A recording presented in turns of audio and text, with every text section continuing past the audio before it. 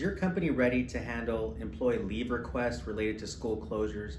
With summer vacation ending soon and schools ready to reopen, we've seen all the headlines. Is your child going to receive face-to-face instruction versus online instruction, delayed reopening, and all these other issues? I don't know the answers to all those items, but I do know that there's a new federal law that applies to most companies, and that law is going to require you to provide up to 12 weeks of paid leave to employees who are parents of children, and those schools are closed due to COVID-19 related reasons.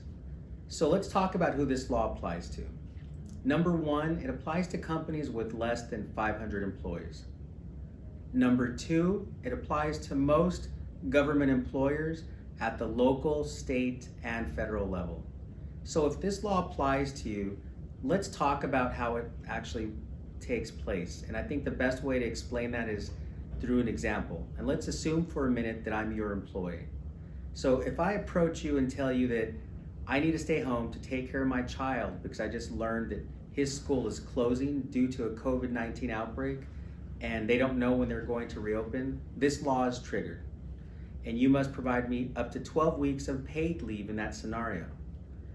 So let's talk about the pay component. There are some limitations.